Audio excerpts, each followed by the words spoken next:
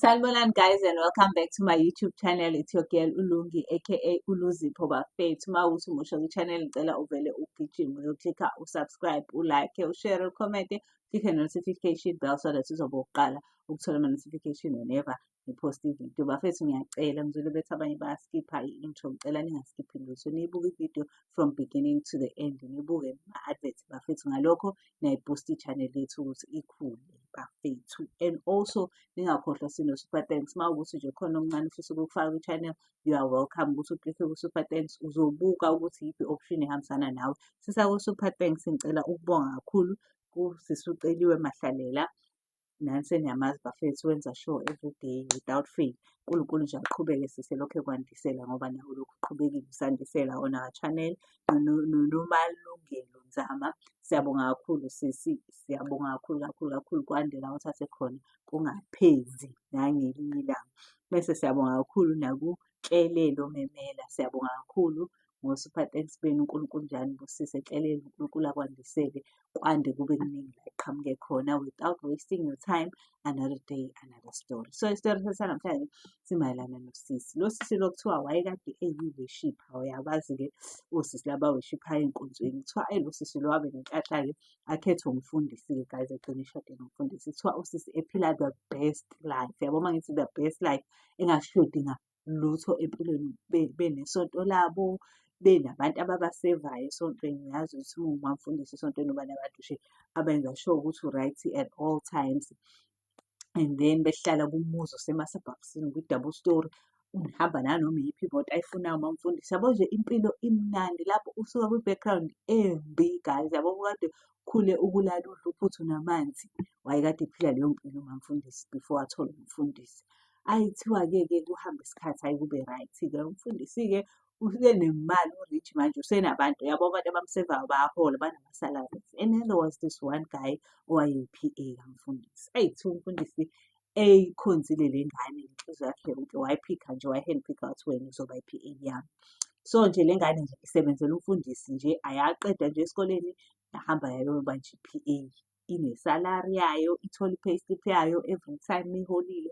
Yabo nje unomsebenzi nje o-stable, unama-benefits, uhamba noma iyiphi imoto afuna ukuhamba ngayo la ekhaya. Yabo nje u-right.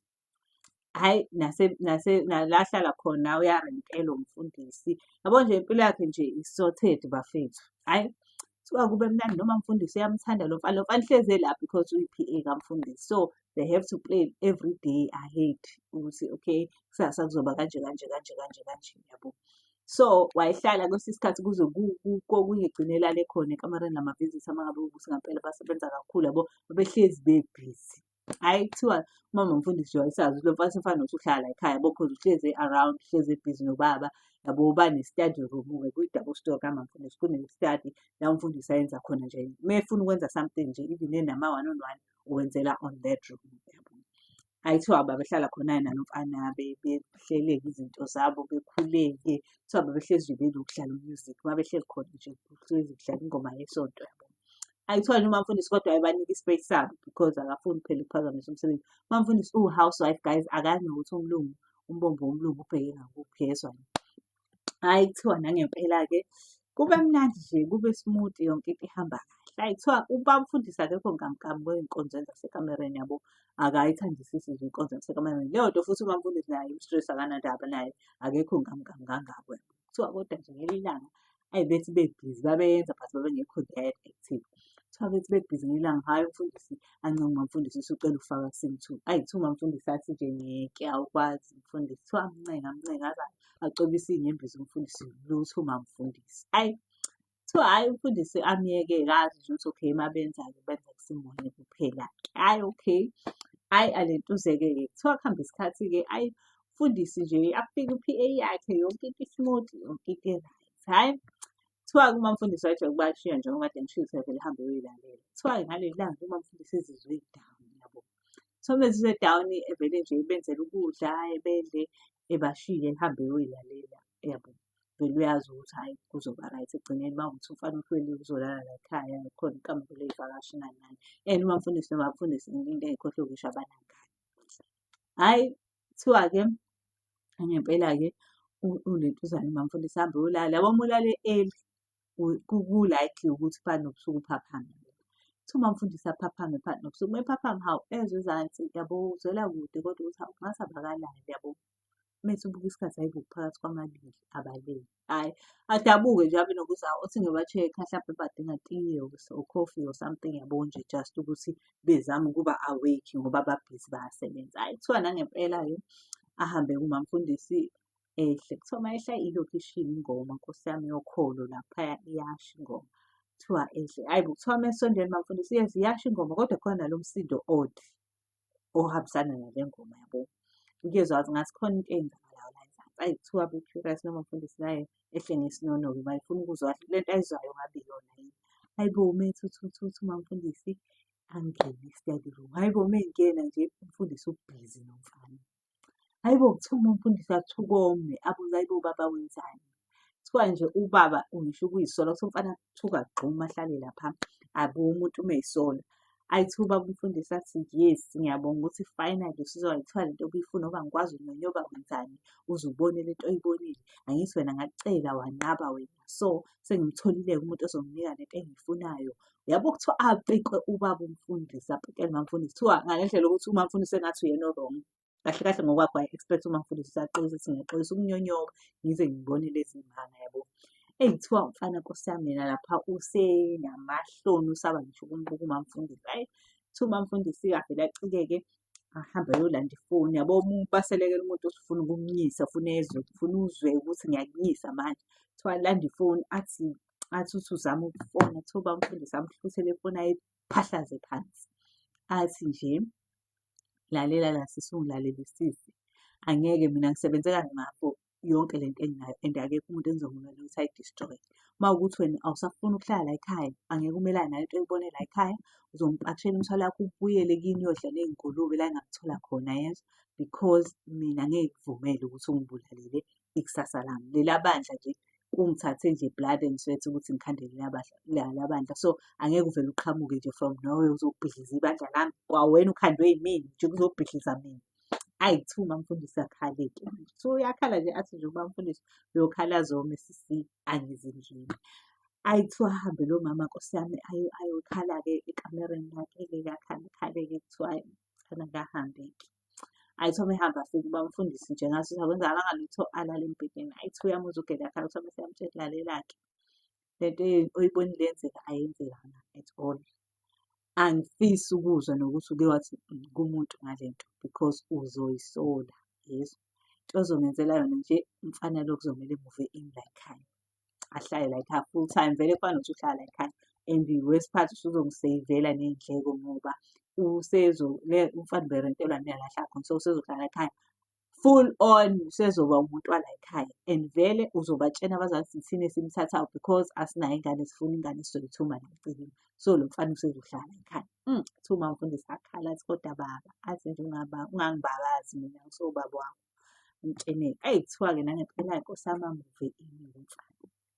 Kuthiwa uma emuva ini umfana vele eshintshe completely ebe nje omunye umuntu akasamhloniphi umamfundisi akasenandaba naye. Umamfundisi bemuvele kwikameruni ley'vakashi umfana angene ku-main bedroom sekuyena umama wala ekhaya nje. Lapho umama umfundisi akavumelekile ukukhuluma ngale nto. Hhayi kuthiwa-ke umfana nje usemthathisa okwenatini ubamfundisi umthumise noma kanjani amthethise. Uyamazi-ke umuntu uma esethole nje isikhundla esincane kuthiwa amthethise umamfundisi akasebenzi guys uthembele kulo baba kubo kuyahlushekwa phela. Kwawukuthi badla kubadla ngaye because lo baba memupha imali yakwazi ukubakhosela. Kuthiwa umfana amunyise umamfundisi kuthiwa umamfundisi onde yezwa yini abe mncuma aphashe. Uyambona umuntu ogowayo nokuphapha umamfundisi wayo umuntu ophaphile nje oqaqekile. Umamfundisi akasaphaphile useyadabukisa. Hhayi benothisi omama bebandla umamfundisi is going through a lot ukuthi asazi ukuthi ugowa yabo.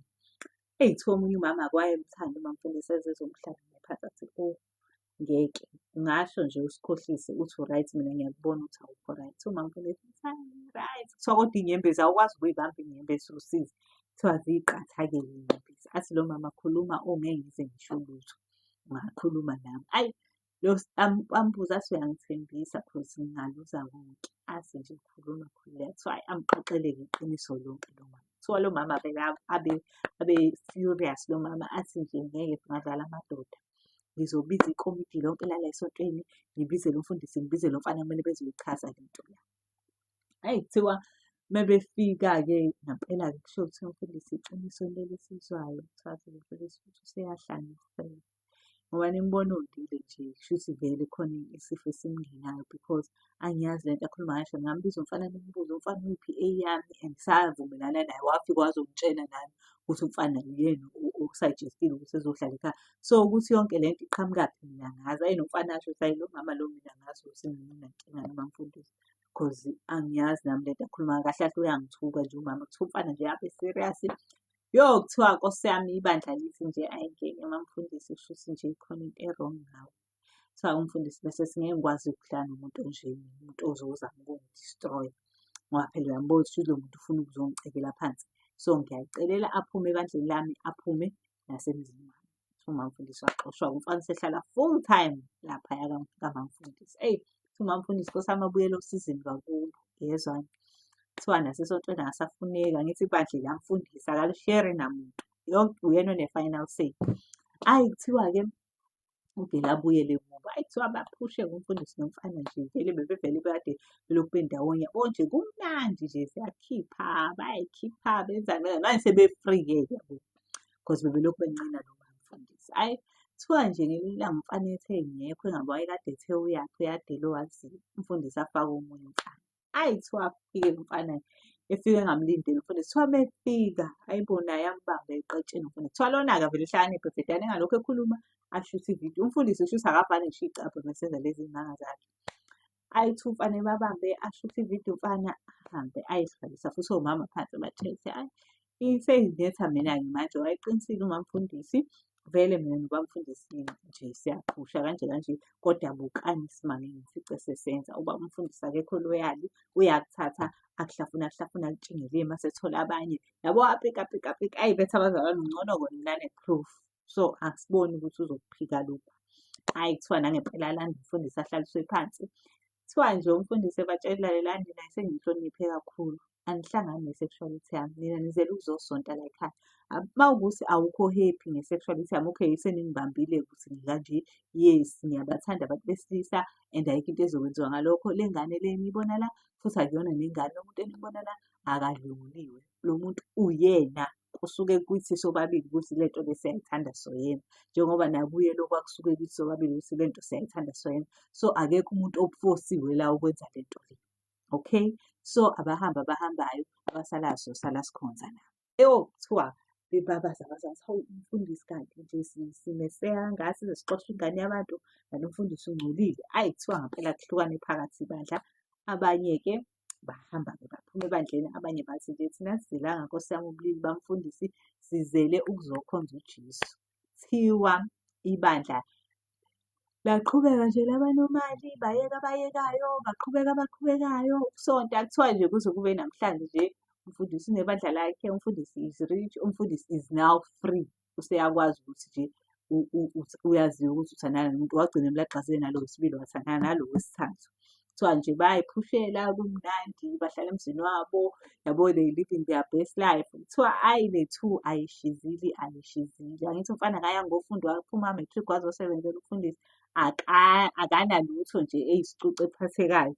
So nje kuthiwa uyayihluphekela Nkosi yami. Kuthiwa nomamfundisi akahlupheki ubuya ngokuzolala. Kuthiwa akahlupheki ubuya ngokuzolala.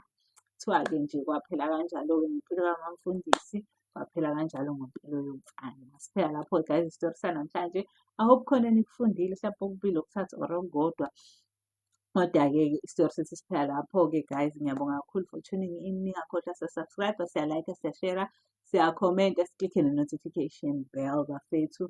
Thank you so much. Sino-super thanks. Ningakhohlwa ividiyo sayibuka from beginning to end. Ngiyabonga kakhulu. Danko.